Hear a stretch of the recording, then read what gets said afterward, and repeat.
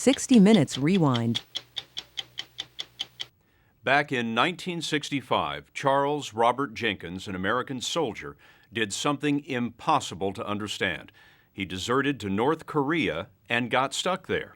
For 39 years, 6 months, and 4 days, he was trapped in a bizarre Stalinist state, hungry, suffering, told by the government how to live, what to read, and even when to have sex. Never before has an American lived among the secretive North Koreans so long and escaped to tell the tale. When he deserted, Jenkins essentially stepped off the world. He hasn't driven a car in 40 years, didn't know what a Big Mac was. He told us he'd never heard of 60 Minutes, but hoped to get his story into Life magazine, which stopped publishing as a weekly in 1972.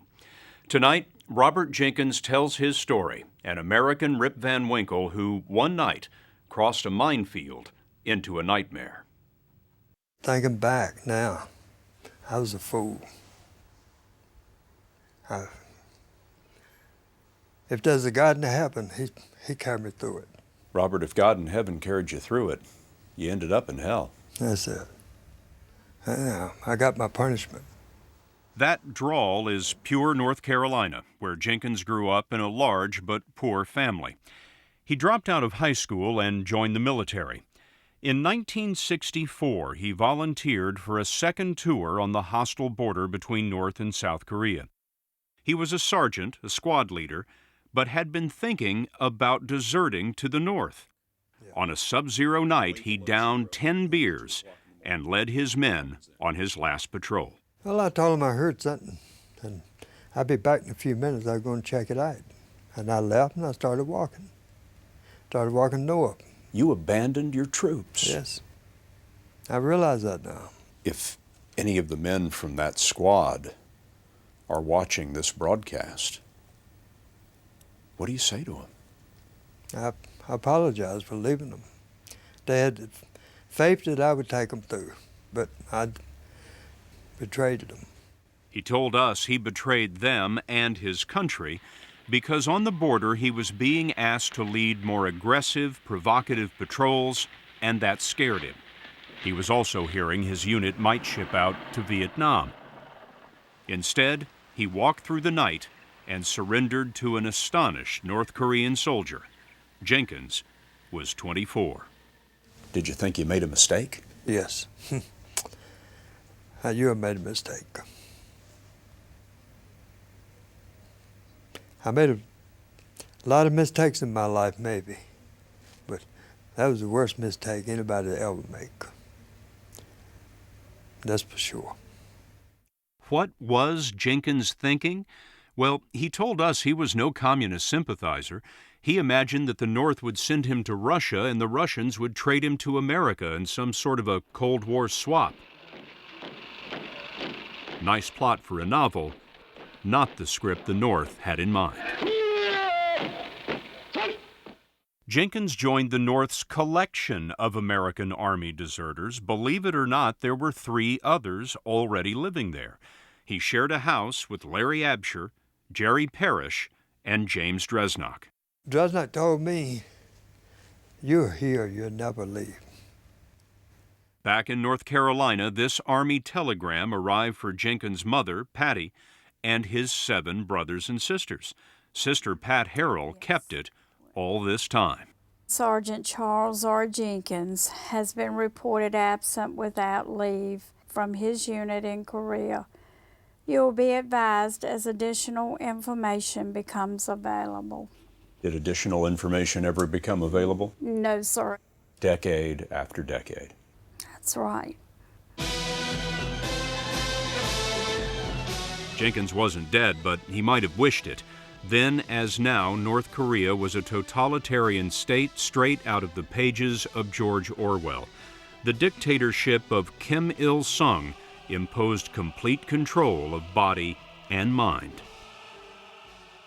So here you are, 4 American soldiers in a house in Pyongyang. What are you doing all day? Study. Studying the teachings of Kim Il-sung. Korean political officers called leaders forced the Americans to study Kim's writings 8 hours a day for 7 years.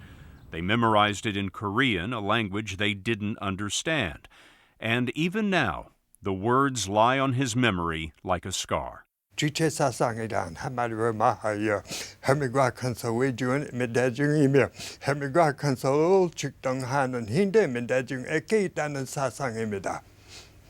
When you were reciting that, you had a pained look on your face.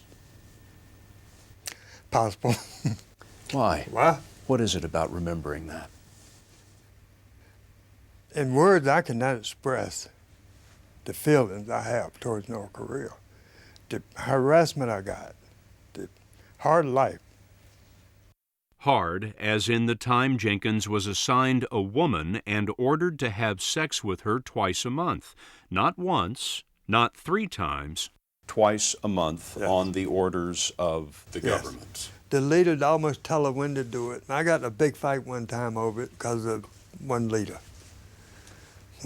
I told him it's none of his business. If I want to sleep with her, she wants to sleep with me, we sleep. No, 2 times a month. You don't talk back to the leader. No, but at times I did. But this was the last straw. That's the worst beating I ever got over that. A beating that left scars he knows by heart. How'd you get a scar down there? That's where the tooth comes through. Your teeth came through? Yes. Your lower lip? But even that beating wasn't as bad as the day that someone noticed Jenkins' tattoo with the words U.S. Army inked into his forearm below crossed rifles. What happened? They cut it off. They held him down and cut with scissors. No anesthetic. They told me the anesthetic was for the battlefield. Anesthetic was for the battlefield, Yes. meaning they were keeping it for their own soldiers. Yes, that's and it. You didn't deserve any. That's it. It's hell. Jenkins wanted to believe he was still in the Army, but now the North Koreans had cut the words right out of his flesh. Like I say, you get used to it. It's really in the details that you start to understand just how bad his life was.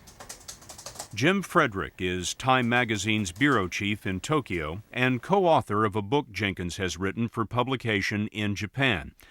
Much of it deals with Jenkins' description of his struggle to survive the pervasive poverty of the North. He never had any heat, or, well, when we had heat, we had to stoke the boiler ourselves. We had an apartment, but the toilet didn't flush. You had to flush it by hand, and it didn't really have a septic tank. It had a pipe, an outlet pipe out the back, and so rats would come up all the time. There was hardly any electricity. When there's no electricity, it means no water. You got to carry water up the hill approximately 100 meters from the pumping station. I dug the well.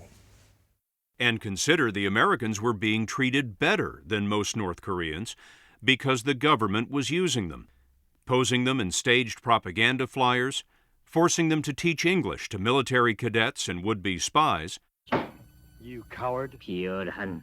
And Jenkins was ordered into the movies. That's him, as the evil American Dr. Kelton in a bad imitation of Hollywood. Jenkins' family got a copy of this movie from a reporter 32 years after he disappeared. What did you say when you saw that face on the screen? It was the first ray of hope that I'd actually had in all those years that, yes, he is alive, he looked well. And back in North Korea, Jenkins was touched by a ray of hope of his own. In 1980, after 15 lonely years, his leaders brought a 21-year-old Japanese girl to his door. Well, I put it like this. I looked at her one time, I won't let her go. She was Hitomi Soga, and she had been kidnapped in one of the most bizarre intelligence operations in modern history. North Korea was abducting ordinary Japanese citizens and forcing them to teach Japanese to North Korean spies. In 1978, Hitomi was kidnapped by North Korean agents on this road on Sado Island, Japan. She was shoved onto a boat and disappeared. No one in Japan knew why or how. You two are from completely different worlds. Yes. Did you have anything in common? She was a prisoner, I was a prisoner. We're both the same, we both hated North Korea. So that's really about the only thing you say we had in common. In weeks, they were married, a union arranged by the government they despised, but Jenkins says it bloomed into a true marriage. Me and her have no secrets at all. Everything she does, I know. Everything I did, I told her. And each evening, they told each other good night, he in Japanese, she in English. What did that mean to you? Remind her that she's still Japanese, that she's not Korean, she's not obligated to Korea, she is Japanese, and she spoke to me in English every night. Regardless of how hard things got, we always stuck as one. They stuck as one for 22 years, raising 2 daughters, Mika and Brenda. Then, in 2002, the completely unexpected happened. To improve relations, the new dictator of North Korea, Kim's son, Kim Jong-il, admitted to the Japanese Prime Minister that North Korea had kidnapped 13 Japanese. The survivors, including Hitomi, returned home. Hitomi became a national hero. But Jenkins and the girls stayed behind. The North didn't want them to go, and Jenkins knew that he would be arrested by the U.S. Army for desertion if he left.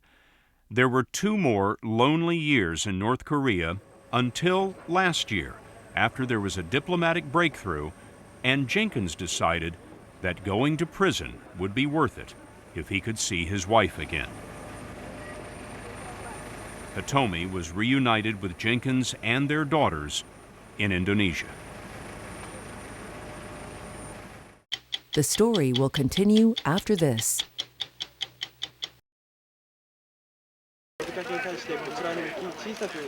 Last September, Sergeant Jenkins reported for duty at a U.S. base in Japan.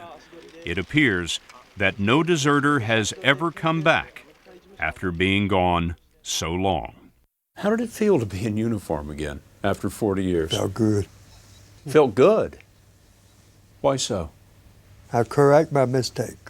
I come back. And Big and Brenda, they never seen me. They never saw me in uniform, and I didn't think they ever would. He pled guilty to desertion and aiding the enemy and was released from the brig after 25 days. I paid my debt to society. I don't expect people to run up me and hug me and kiss me.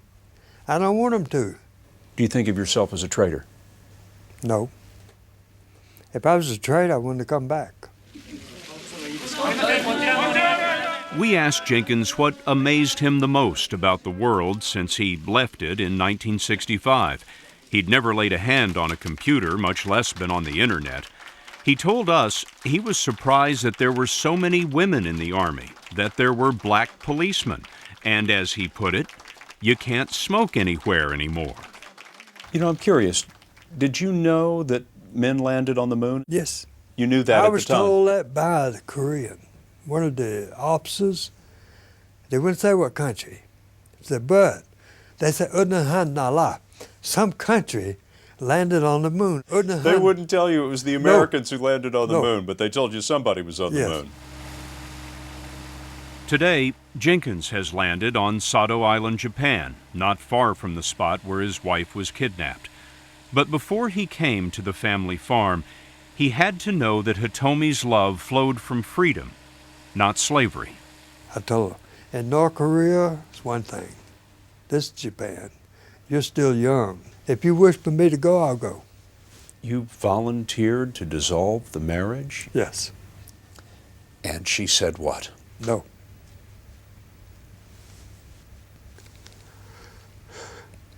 She told me no. After Hitomi, there was just one other woman in the world he needed to see. When he left for duty in South Korea, he told her he'd be back in a year. How's it feel to be in North Carolina? This summer, Jenkins visited North Carolina, where, at the age of 91, his mother had lived long enough to see her son come home. Mama. Yeah, I love you. I didn't think you'd ever get here. It's hard. Very difficult. Very hard.